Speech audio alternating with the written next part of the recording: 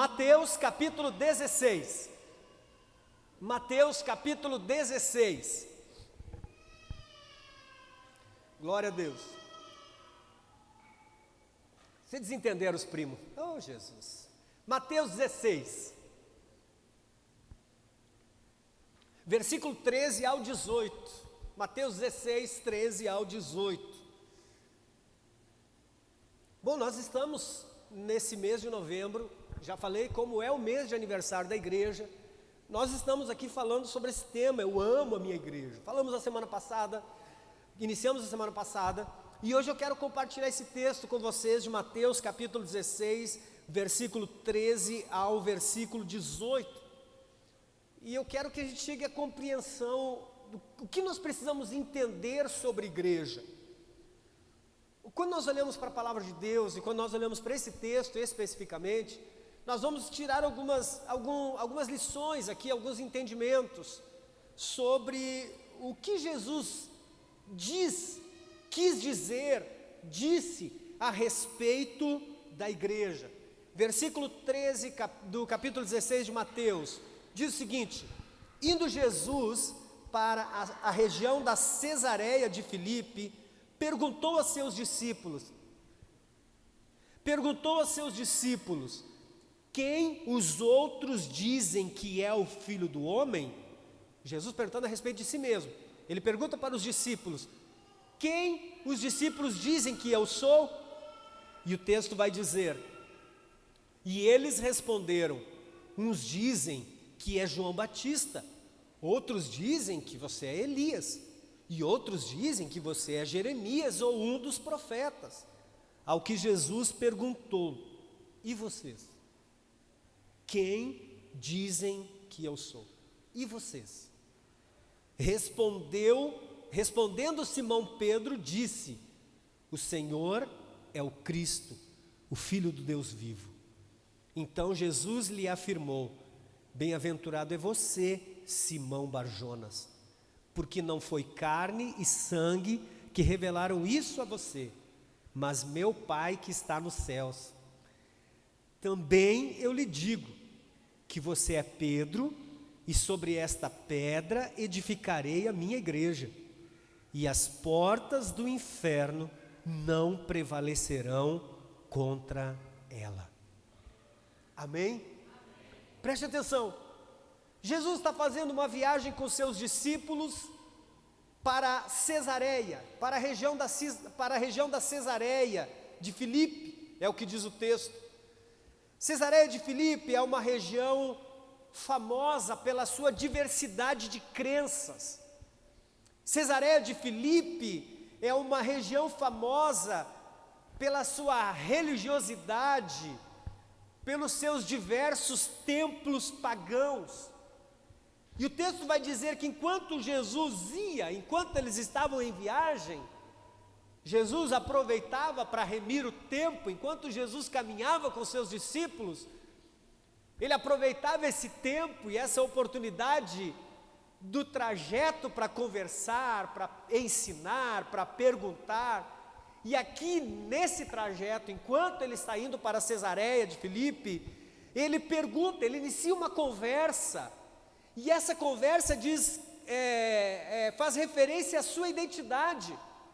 Jesus começa uma conversa sobre a sua identidade, e ele começa perguntando para os discípulos o que as pessoas dizem a meu respeito. O que as pessoas estão dizendo sobre mim? É importante nós entendermos aqui que Jesus não está preocupado em melhorar a sua imagem diante das pessoas. Jesus não está preocupado em melhorar, ele não quer saber o que as pessoas pensam a respeito dele para ele fazer uma autoavaliação, para ele dizer, preciso melhorar, porque as pessoas não estão pensando bem. Não é essa a questão. Jesus não está preocupado em melhorar a sua autoimagem, ou quem sabe fazer uma propaganda melhor de si mesmo. Talvez os discípulos dissessem, olha, o que eles estão falando de você aí não é muito bom. E ele dissesse, então preciso melhorar. Não é essa a questão. Jesus não está perguntando sobre o que as pessoas pensam a respeito dele, preocupado com a sua autoimagem ou preocupado em melhorar a sua imagem diante das pessoas. Ele sabia qual era a resposta para essa pergunta. Ele sabia muito bem o que as pessoas estavam dizendo a seu respeito. Eu acredito que Jesus faz essa pergunta, o que as pessoas estão dizendo a meu respeito, para estabelecer a segunda pergunta. Porque a segunda pergunta para Jesus é muito mais importante. Quando ele pergunta o que as pessoas estão dizendo a meu respeito, eles dizem, uns estão dizendo que você é João Batista, outros estão dizendo que você é Elias, outros estão dizendo que você é Jeremias ou um dos profetas. E aí então Jesus faz a segunda pergunta. Eu acredito que a primeira pergunta era só para dar ênfase à segunda. Então Jesus pergunta, e vocês? Quem dizem que eu sou? E para vocês, quem eu sou? Se para essas pessoas eu sou Elias, o Jeremias, se para essas pessoas eu sou algum dos profetas, para vocês, quem eu sou? Quando as pessoas perguntam para vocês a respeito de mim, quem vocês dizem que eu sou? Preste atenção, irmãos, isso aqui é interessante. Eu acredito que Jesus está ressaltando que o que Jesus quer ensinar aqui é que o mais importante é eu saber quem Ele é para mim e não saber quem Ele é para os outros. O mais importante é eu saber quem Jesus é para mim, não eu me preocupar em quem Jesus é para os outros. Porque quando eu tenho a resposta sobre quem Jesus é para mim, isso fala de experiências individuais. Eu só sei quem Jesus é para mim a partir de uma vida de experiências individuais. Eu só sei quem Jesus é para mim a partir do meu relacionamento íntimo com Ele. Eu posso saber quem Jesus é para as pessoas, mas o mais importante do que eu saber quem Jesus é para você, é eu saber quem Jesus é para mim. Sabe por quê? Sabe por quê? Porque nós estamos falando de experiências individuais. Nós estamos falando de relacionamento individual. Talvez todos nós aqui tenhamos o mesmo entendimento de que Jesus é o Salvador, de que Jesus é o Senhor. Nós não estamos falando desse conhecimento, esse conhecimento coletivo, aquilo que nós aprendemos na Bíblia, aquilo que nós aprendemos na pregação, aquilo que nós aprendemos no estudo bíblico. Eu estou falando sobre aquilo que nós aprendemos a respeito dele através da nossa intimidade com ele, através do nosso relacionamento com ele. É quem Jesus é para mim quando eu me achego a ele. É como ele se revela a mim quando eu me relaciono com ele. É quem ele é para mim quando eu leio a Bíblia.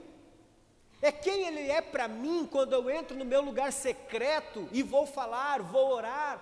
É quem ele é para mim que me impulsiona a consagrar um jejum. Quem ele é para mim que me impulsiona a sair de casa e vir à igreja. Quem ele é para mim que me faz olhar para as pessoas à minha volta e aprender e a amá-las como ele as ama. É quem Jesus é para mim. Talvez você, e eu espero que isso não aconteça aqui, você saiba quem Jesus é para a igreja do Evangelho Quadrangular. Jesus salva, Jesus batiza, Jesus cura, Jesus voltará. Talvez você saiba quem Jesus é para o pastor. Não, Jesus é para o pastor, porque o pastor sempre quando fala de Jesus é isso. Mas quem Jesus é para você? Nessa relação de intimidade, nesse relacionamento, nessa vida de relacionamento, quem Jesus é para você? Quem Jesus é para você? Como Ele se revela à tua vida? Por isso a segunda pergunta que Jesus faz é muito mais importante do que a primeira. Quem as pessoas dizem que eu sou? Eles respondem, Se essa fosse a maior preocupação de Jesus, ele encerraria aí. Ele não daria sequência à conversa. Mas não, ele dá sequência. E ele faz a segunda pergunta. E para vocês, quem eu sou? Quem vocês dizem que eu sou? Quando as pessoas perguntam para você, por que você anda com esse homem? O que vocês dizem? O que os cativou? O que os fez vir até mim? O que os fez desejar caminhar comigo? O que vocês dizem? Veja que essa é a questão mais importante. Porque eu posso saber quem Jesus é para os outros, para o pastor, para o padre, para o irmão, seja lá para quem for. Porque eu aprendo com ele, através da experiência que ele tem. Eu digo, então Jesus é para o irmão isso, porque essa é a experiência que ele tem. Mas qual é a minha experiência? Qual é a experiência que eu tenho? Qual é a vivência que eu tenho? Qual é o nível de relacionamento que eu tenho a ponto de eu chegar e dizer para as pessoas, Jesus é para mim isto. Jesus é para mim isto. E veja, Jesus é para mim. Quando eu digo Jesus é para mim, está acima do que a igreja é para mim. Eu posso dizer, a igreja é bacana, é legal. Agora a gente está fazendo uma pintura nova. A igreja é bacana, é legal. Sexta-feira, no aniversário da igreja, nós vamos fazer um junta-panela. Mas Jesus, quem Jesus é para mim? Essa é a grande questão. Essa é a grande questão. Então Jesus pergunta, e para vocês? Quando pergunto a vocês quem eu sou, o que vocês respondem? Isso fala de experiências individuais. Entenda que embora seja saudável nós termos experiências coletivas, embora seja saudável nós vermos a manifestação de Deus em suas várias formas quando nos reunimos como igreja, eu só poderei entender quem Jesus é a partir dessa revelação, quem Ele é para mim. Eu posso estar na igreja, eu posso estar aqui e ficar alegre porque todo mundo está alegre, eu posso chorar porque todo mundo chora.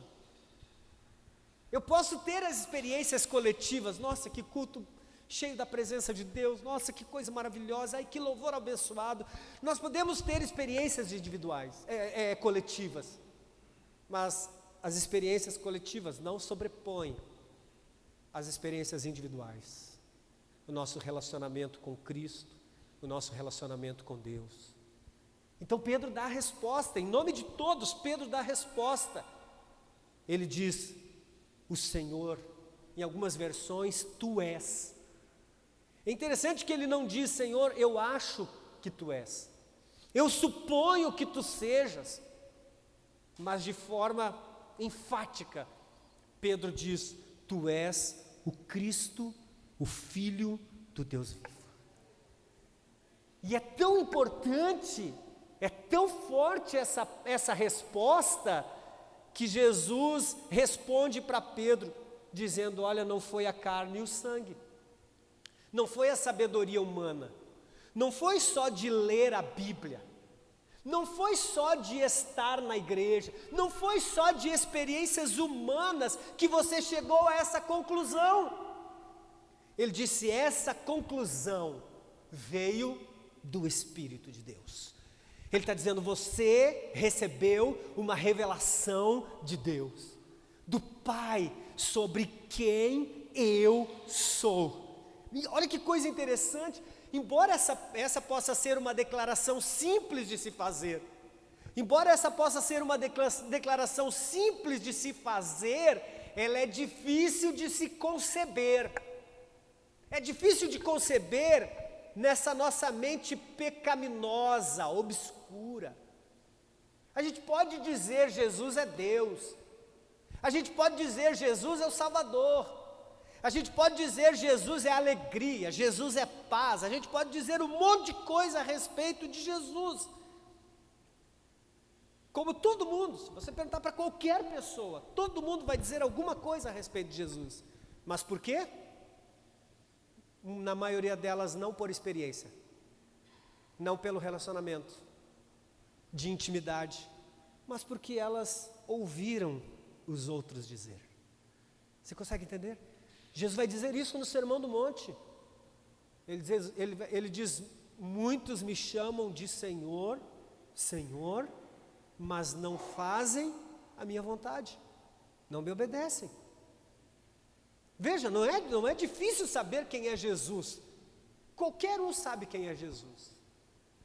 Mas a grande maioria sabe porque ouviu alguém dizer. Ouviu na igreja. Nós vivemos num país, de certa forma, cristão, né? Uma porcentagem muito grande. Quase todo mundo foi iniciado numa caminhada cristã, né? Foi apresentado a vida de Deus, a Jesus. Quase todo mundo já teve essa experiência. Quase todo mundo já teve essa experiência. Mas quantos realmente receberam isso como uma revelação na intimidade? Eu sei quem Cristo é. Ele é o Cordeiro de Deus que tira o pecado do mundo. Todos nós sabemos disso. Mas muitos ainda vivem carregando suas culpas por pecados cometidos e vividos. Se Ele é o Cordeiro de Deus que tira o pecado do mundo, eu preciso também acreditar que nenhuma condenação há para aqueles que estão em Cristo Jesus. Você consegue entender a grande diferença? Você consegue entender que existe uma diferença?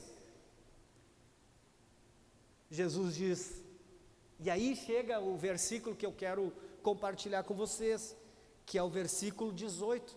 Jesus pergunta quem as pessoas dizem que eu sou. Eles respondem, ele diz, tá, mas para vocês quem eu sou? Pedro responde, e Jesus diz, uau, Pedro, você não recebeu essa revelação na escola bíblica dominical. Lá você aprendeu, adquiriu o conhecimento, mas essa revelação veio do Espírito. E aí Jesus vai dizer algo extraordinário. Bem-aventurado é você, Simão Bar-Jonas, filho de Jonas, porque não foi carne e sangue que revelaram isso a você, mas meu Pai que está nos céus. Olha o versículo 18. Também eu lhe digo que você é Pedro, e sobre esta pedra edificarei a minha igreja, e as portas do inferno não prevalecerão contra ela. Preste atenção, essa é a primeira vez que a palavra igreja aparece no Novo Testamento. Essa é a primeira vez que a palavra igreja aparece no Novo Testamento. Por isso, se nós queremos informações a respeito da igreja, nós precisamos então olhar para esse texto. E eu quero tirar 3 informações desse texto. O que Jesus diz a respeito da igreja? Primeira coisa que Jesus diz a respeito da igreja é que Ele é quem a edifica. Você não entendeu? A primeira coisa a respeito da igreja que Jesus diz é que é Ele quem a edifica. Você consegue entender isso? É só nós olharmos para a história. É só nós olharmos para a história. Sabe o que nós vamos ver? Nós vamos ver que apesar de todas as dificuldades, que a igreja enfrentou, ela continua marchando firme e forte, avançando sempre, rompendo barreiras e mostrando ao mundo que Jesus, o construtor da igreja, continua fazendo o necessário para que ela continue sendo edificada. Sabe, a igreja não está fundada sobre ombro de homens. A igreja não está edificada sobre pessoas, não está sobre o pastor, não está sobre bispo, apóstolo, não está sobre padre, não está sobre homens. A igreja está edificada, construída, consolidada em Cristo Jesus. Ele disse, o texto diz, edificarei a minha igreja. Pode deixar o versículo 18. Ele diz, edificarei a minha igreja, eu edificarei. É isso que nós precisamos entender, é para isso que nós precisamos olhar. apesar das perseguições, apesar das guerras, apesar das doenças, apesar dos sistemas de governos ao redor do mundo, Jesus continua o seu trabalho, mostrando que Ele é o arquiteto da igreja, e a igreja é a sua obra inacabada. Sim, a igreja continua sendo edificada ao longo dos séculos. Nós não temos uma igreja pronta, a igreja continua sendo edificada. Sabe, por isso que quando nós olhamos à nossa volta, nós precisamos ser compassivos como Jesus é, porque nós precisamos nos lembrar que o irmão que está sentado ao nosso lado está em construção. Jesus ainda está trabalhando na vida dele. E às vezes nós começamos a cobrar a perfeição, o perfeccionismo, às vezes começamos a cobrar e queremos cobrar e nos incomodamos, muitas das vezes com atitudes, com ações, com palavras, ao invés de sermos compassivos. E ser compassivo não significa aceitar, não significa aplaudir e dizer sim para as escolhas erradas que as pessoas fazem, mas nós precisamos entender que como igreja nós estamos num processo de construção. Como igreja nós estamos num processo de edificação. Jesus ainda continua fazendo a sua obra. Na verdade, nós deveríamos carregar uma placa no nosso peito, dizendo: desculpa o transtorno, estamos em obra. E isso serve até mesmo para nós mesmos. Quando nós nos deparamos com nossas fragilidades, com nossas fraquezas, com os nossos deslizes, que mais uma vez eu digo, embora deveríamos cuidar para não cometê-los, mas deveríamos olhar para eles e dizer: Deus está trabalhando em mim, Deus está reconstruindo, construindo, edificando a minha vida. Eu preciso continuar, eu não posso ficar preso nesse erro, preso nessa falha, eu não posso ficar preso nesse pecado, eu não posso ficar preso nessa escolha errada que eu estou fazendo. Por quê? Porque Jesus é o grande construtor. Ele, embora a obra esteja inacabada, Ele continua trabalhando. Até o dia em que a igreja for arrebatada. Até o dia em que o Espírito Santo deixar de agir no meio das pessoas, no meio do povo, neste mundo. Até este dia a igreja estará em construção. Sabe por quê? Porque amanhã mais pessoas novas chegam. E essas pessoas vão continuar passando pelo processo de reforma e construção na sua vida. Eu olho para mim e vejo quantas coisas Deus ainda está reformando. Quantas coisas Deus ainda está edificando na minha vida. Eu olho para mim e vejo quantas coisas Deus ainda está construindo. O construtor ainda está trabalhando. É nesse sentido que nós precisamos pensar. Olhe para a história, olhe para o começo da igreja. No começo eram 12 homens. No começo eram 12 homens. Hoje já somos mais de 2 bilhões. 2 bilhões de pessoas. De cristãos ao redor do mundo. Jesus continua a edificar a sua igreja. Essa igreja resistiu a tanto. Nós cantamos aí, uns 3 anos, surgiu uma música aqui no Brasil, estourou, todas as igrejas cantaram, a perseguição não parou a igreja, o Coliseu não parou a igreja, o inferno não parou a igreja, nada parou a igreja e nada vai parar a igreja. Nós precisamos entender isso, nada vai parar a igreja. Sabe por quê? Porque quem edifica a igreja é Jesus. Ele disse: eu edificarei. Eu edificarei. E é isso que nós precisamos entender. A igreja resistiu a tanto, por isso ela segue e seguirá crescendo, porque Cristo é o seu edificador. Jesus nunca parou de edificar a sua igreja, Ele continua trabalhando nela e trabalhando por ela. É isso que tem que nos motivar, é isso que tem que nos encorajar, é isso que tem que nos fazer levantar a cabeça. É isso que nós temos que carregar o nosso peito. É isso que tem que incendiar o nosso coração. Por isso a palavra de Deus diz, olha, tudo quanto te vier a mão para fazer, faça como para o Senhor e não para os homens. Nós temos que continuar fazendo, porque o construtor continua trabalhando na edificação da sua igreja. Sim, nós fazemos a nossa parte, mas é Ele. Ele assumiu essa bronca. Quer saber o que Jesus pensa sobre a igreja, o que Jesus diz a respeito da igreja? Primeira coisa, é Ele quem edifica. Edificarei. Pode deixar comigo. Eu vou colocar os alicerces. Eu vou levantar essas paredes. Eu vou trabalhar constantemente e incansavelmente na construção dessa igreja. A segunda coisa que Jesus vai dizer sobre a igreja é como Ele a edifica. É como Ele a edifica. E aqui Ele usa duas formas. O construtor usa duas formas para edificar a igreja. Primeiro, Ele edifica a igreja através dos relacionamentos. Construindo uma igreja relacional, tanto no sentido vertical, quanto no sentido horizontal. Como Ele edifica a igreja? Como que a igreja é edificada? Através do relacionamento com Ele. Quanto mais você se relaciona com Cristo, mais a tua vida é edificada.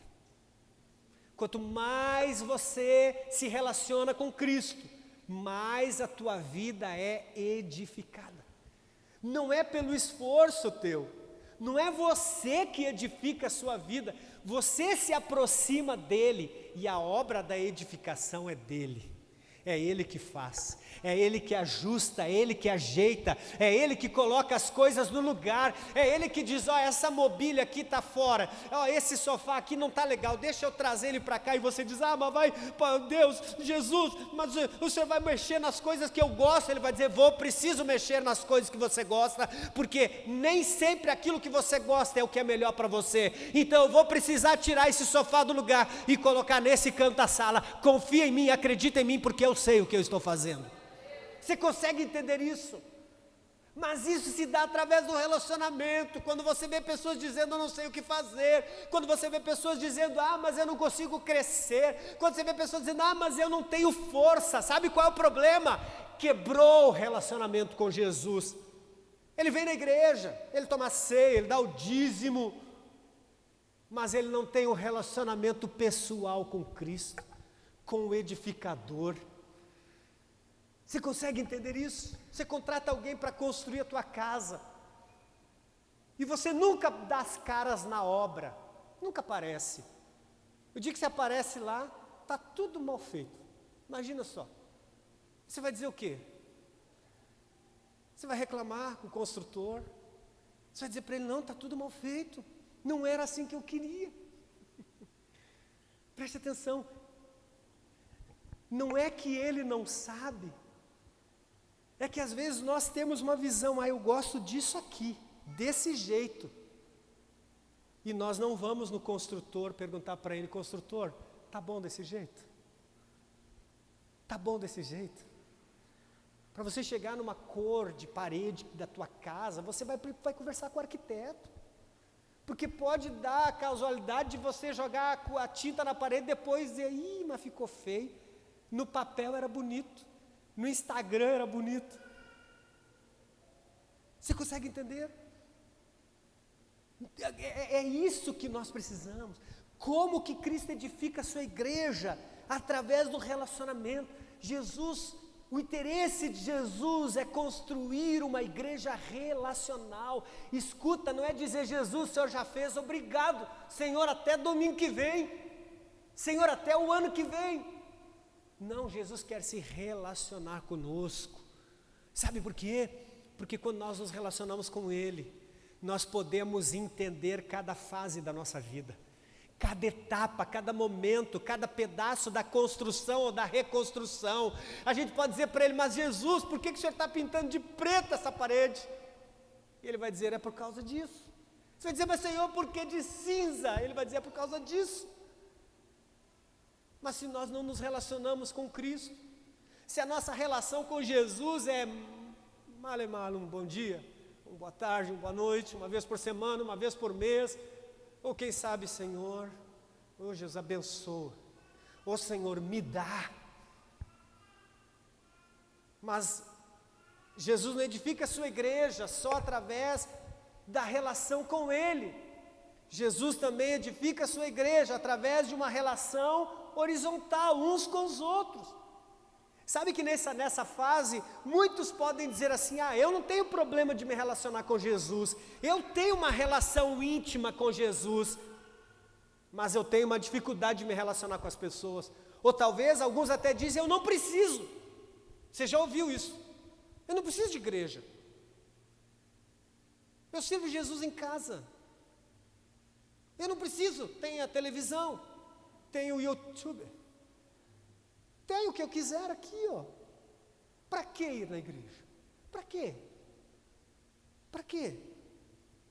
Como Jesus edifica, Ele edifica a sua igreja, Ele quer edificar uma igreja relacional, mas Ele quer construir uma igreja numa relação vertical, na nossa relação com Ele, numa relação horizontal, numa relação com os nossos irmãos. Entenda que cada um de nós é uma peça essencial.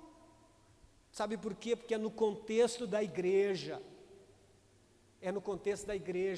que acontece a nossa conexão com Cristo e com os outros. Nós precisamos entender isso. Nós não podemos ser cristãos solitários. Nós precisamos uns dos outros. Hebreus capítulo 10, olha o que diz o texto de Hebreus capítulo 10, versículo 24 e versículo 25. Olha que texto interessante, 24 e 25. Cuidemos também de nos animar uns aos outros no amor e na prática de boas obras.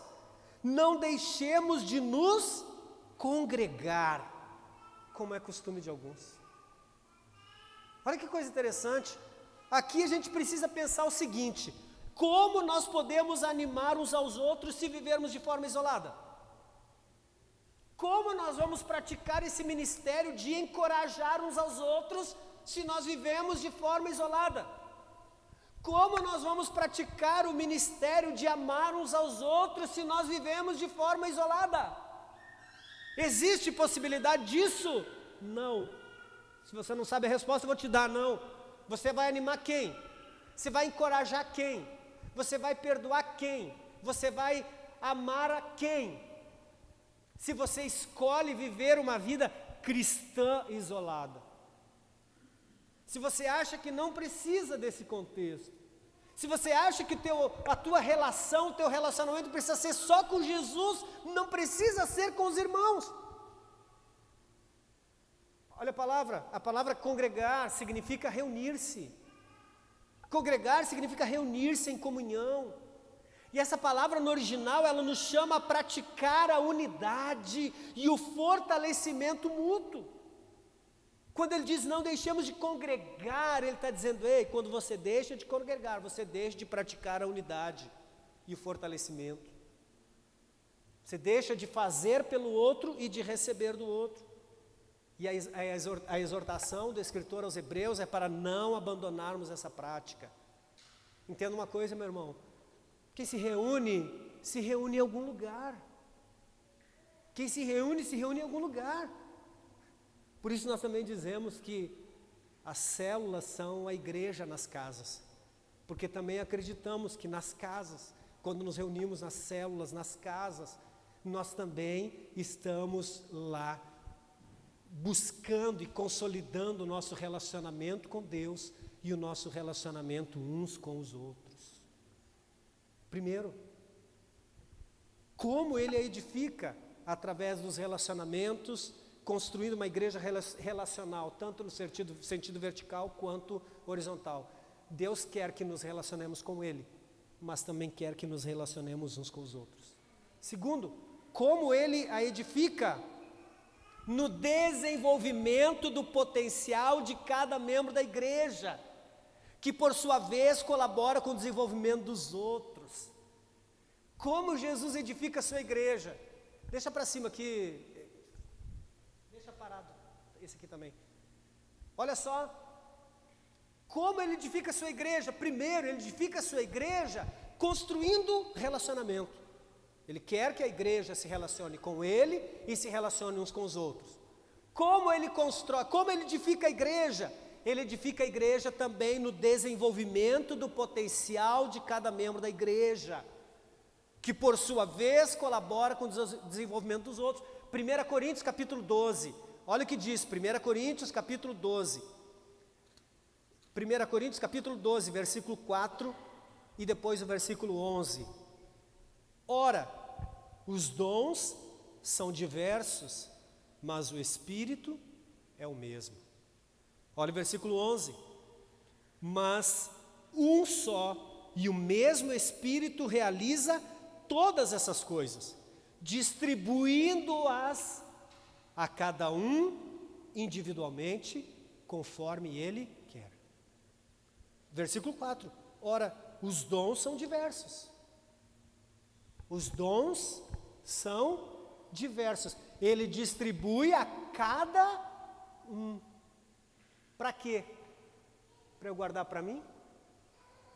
Para eu achar que agora eu sou detentor de um dom que não me pertence? Preste atenção. A conclusão desses dois versículos é tudo que Deus nos dá, tudo que Jesus nos dá pelo seu Espírito. E Ele nos dá para contribuir com a edificação da sua igreja. Por isso a nossa posição é de servos. Por isso a nossa posição é de servos. Não servos somente de Cristo, porque a gente adora dizer, eu sou servo de Jesus. Eu sou servo de Jesus. 1 Pedro capítulo 4, versículo 10, na NTLH. Põe na NTLH. 1 Pedro capítulo 4, versículo 10. Sejam bons administradores dos diferentes dons que receberam de Deus. Leia comigo a segunda parte do versículo aqui. 1, 2, 3. Que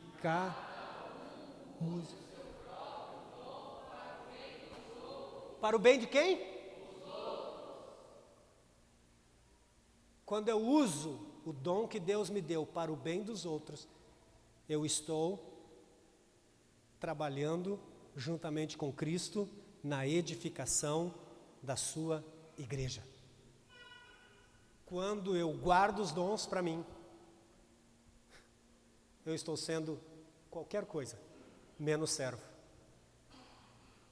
Quando eu contribuo com o outro, eu estou me tornando servo do outro. Mais uma vez, a gente gosta de dizer, eu sou servo de Jesus, mas quem não é servo do outro, não é servo de Jesus. Lembra do episódio de Jesus lavando os pés dos discípulos? Lembra? Jesus disse, estou mostrando para vocês o que é ser servo, para que tudo aquilo que vocês estão vendo eu fazer, vocês também façam. Sigam o meu exemplo. Se eu sou servo,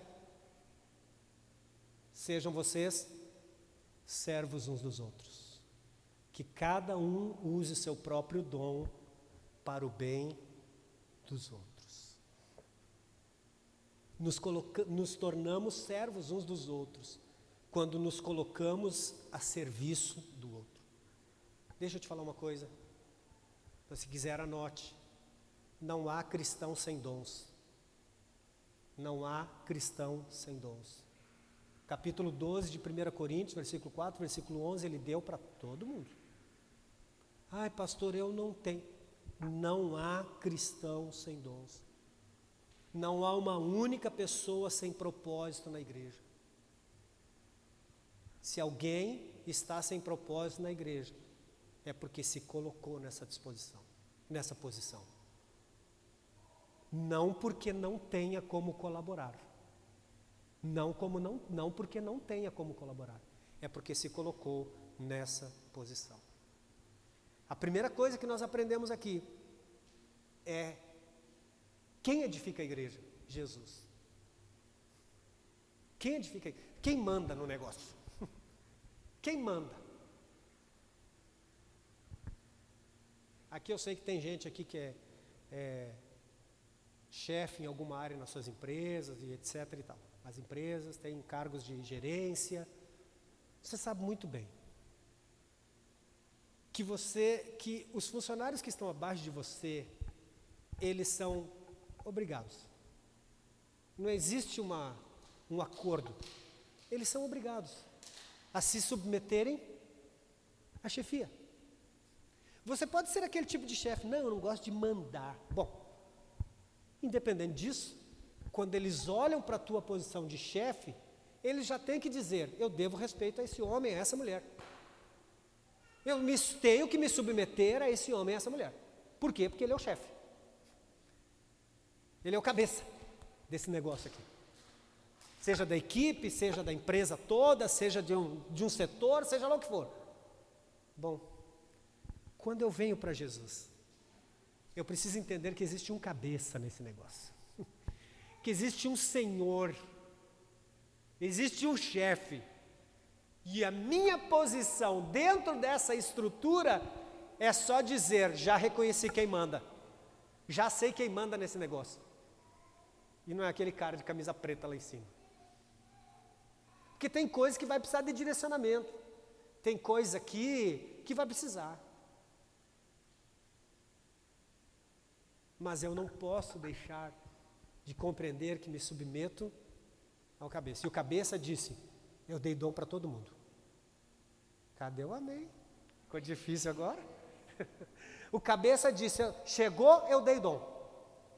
E ele disse, então pega o dom que você tem para o bem dos outros. Use para o bem dos outros. E quando eu digo, mas é que... O que eu estou fazendo? Se fosse numa empresa, o chefe diria, passa lá no RH no final do dia. Passa lá no RH ao final do dia. Vamos agradecer os teus serviços prestados. Ainda bem que Jesus não faz isso. Mas um dia a gente vai ter que chegar para ele e dizer, Senhor, sabe o que é? Ele vai dizer, o que você fez com os dons que eu te dei? Preguei esses dias atrás aqui. O que você fez com os dons que eu te dei? Senhor, eu pensei que... Senhor, é que... Senhor, é que... Ele vai dizer, não. Eu te dei para você usar para o bem dos outros. Eu acho que isso não vai nos impedir de entrar no céu. Mas eu acho que a gente vai chegar meio assim lá, ó. Sabe? Meio envergonhado assim, né? Eu poderia estar entrando bem mais alegrinho, né? Mas estou entrando envergonhado, porque olha só, eu tinha que fazer e não fiz. Por isso Jesus disse, fala para eles hoje. Fala para eles hoje. Que eu dei dons a eles. E que eles precisam colocar esses dons a serviço dos outros. Se você não sabia, agora já sabe. Terceiro, a segunda coisa que nós aprendemos, a primeira coisa é quem edifica? Jesus. Como ele edifica a igreja? Através do relacionamento com ele e através do relacionamento com as pessoas. Não é só me relacionar com Jesus e eu não gosto dos irmãos. Não tem como. E como que ele cria essa atmosfera de relacionamento com as pessoas? Quando nós usamos os nossos dons em favor do outro. Quando nós nos colocamos na posição de servos. Paulo vai dizer aos Filipenses no capítulo 3, cada um considere o outro superior a si mesmo. A gente tem que olhar para o outro e dizer, o outro é superior a mim. Quando nós vivemos nessa perspectiva de que o outro é melhor do que eu, que o outro é superior a mim, eu sempre vou me colocar na posição de servo. O outro olhando alguém, ou olhando até mesmo para você como superior, ele também vai se colocar na posição de servo. Aí nessa estrutura, todos somos servos. Todos somos servos. Ninguém manda, ninguém é chefe, ninguém é o cabeça. Todo mundo é parte do corpo. Todo mundo é membro do corpo, que só tem um cabeça, Cristo. A terceira coisa, segunda coisa é como ele edifica. A terceira é onde ela é edificada. Onde essa igreja é edificada. Aí ele vai dizer lá no texto que nós lemos de Mateus, capítulo 16, ele vai dizer para Pedro, né? Pedro, tu não foi carne nem sangue que te revelou, foi o Espírito. E ele diz também, eu lhe digo que você é Pedro, e sobre esta pedra edificarei a minha igreja. Existem diferentes interpretações sobre quem é a pedra que Jesus estava se referindo. Alguns se apoiam de que Jesus estava dizendo que Pedro era a pedra aonde a igreja seria edificada. Alguns dias depois, Pedro estava negando a Jesus. Então, a igreja já teria ruído. Alguns dizem que essa pedra era a revelação que ele tinha tido, é sobre essa revelação. Eu prefiro o que alguns estudiosos dizem, que Jesus se refere a ele como sendo a pedra. Os estudiosos dizem que Jesus faz isso. Você é Pedro, mas sobre essa pedra edificarei a minha igreja. Quando ele diz sobre essa pedra, ele aponta para si mesmo. Então, onde ele a edifica? Ele a edifica sobre a rocha. Ou seja, e é tão interessante que Jesus é ao mesmo tempo o construtor e ao mesmo tempo a pedra onde a igreja é construída. Isso é maravilhoso. Não é maravilhoso isso? Ele é o começo, o meio e o fim de todas as coisas. Por isso nós temos que olhar para Jesus. Por isso nossos olhos têm que estar em Jesus. Porque quando nós olhamos para a igreja, a instituição, nós vemos falhas. Quando nós olhamos para as pessoas, nós vemos falhas. Mas quando nós olhamos para Cristo Jesus, nós só vemos o Cordeiro Santo que tira o pecado do mundo. Nós vemos a perfeição de Deus em Cristo Jesus. Nós vemos o sacrifício perfeito. Nós vemos o começo, o início e o fim. Ele é o alfa e o ômega, o princípio e o fim, aquele que era, aquele que é e aquele que há de vir. É isso. Por isso ele diz: sobre essa pedra edificarei a minha igreja. Ele diz: a igreja é construída sobre mim, sobre os meus ensinamentos. Por isso quando Deus fez o homem, ele disse: façamos o homem à nossa imagem e à nossa semelhança. Sabe qual a igreja que vai subsistir? Sabe qual a igreja que vai prevalecer? Sabe qual a igreja que prevaleceu até hoje e que vai continuar prevalecendo? A igreja que é a imagem e semelhança de Cristo, a igreja que anda nos passos de Jesus, a igreja que é o reflexo de Cristo nessa terra. É a igreja que ama, é a igreja que perdoa, é a igreja que serve, é a igreja que abraça, é a igreja que suporta. É essa igreja.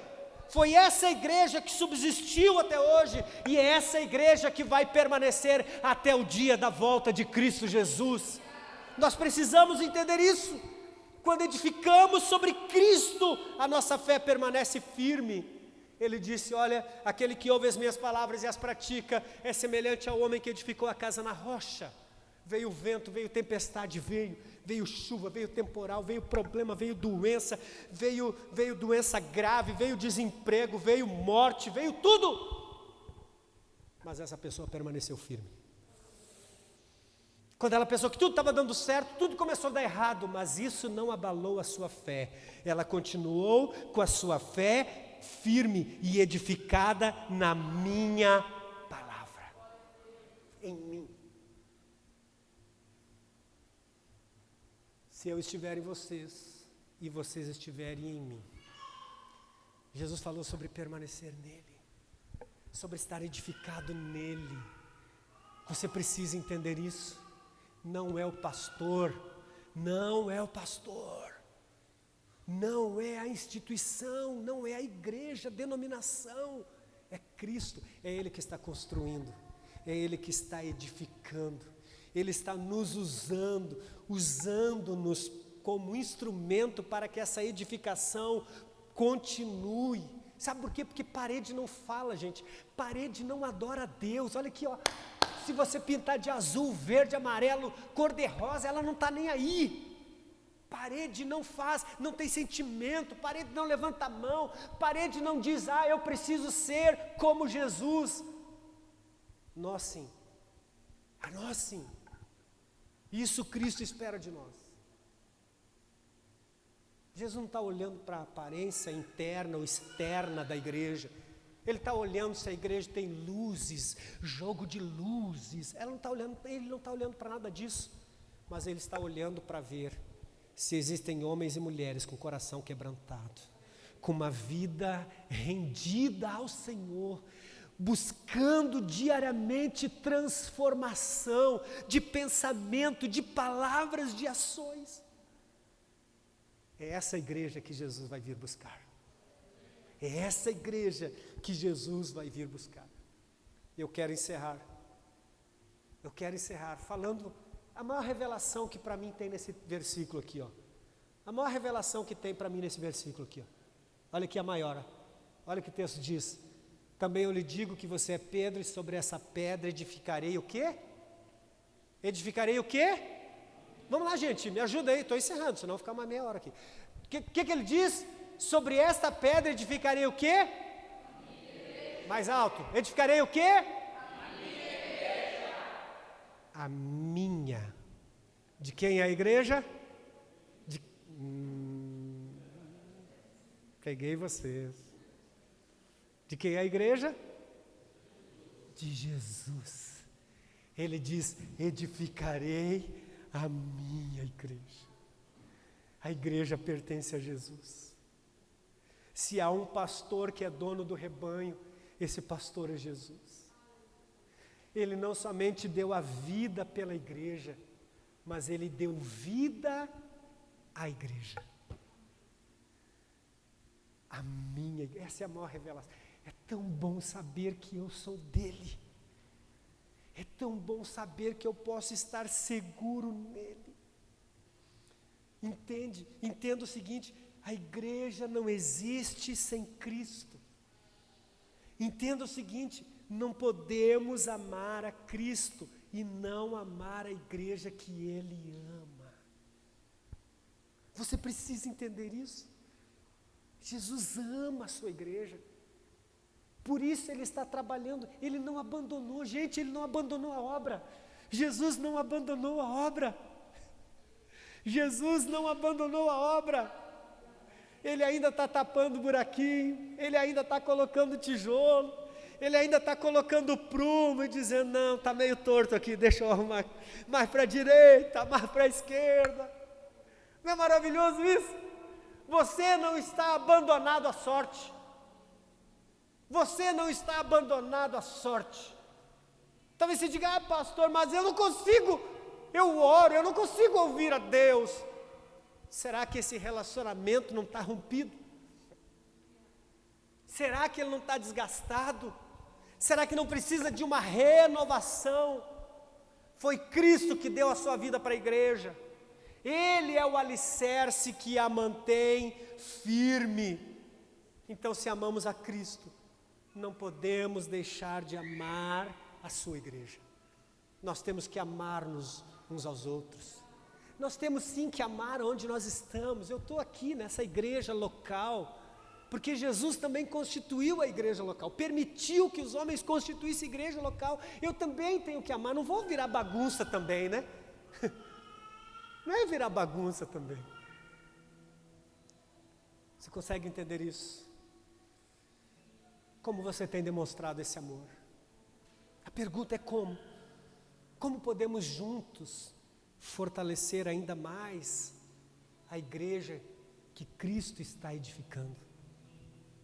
Fique de pé no seu lugar.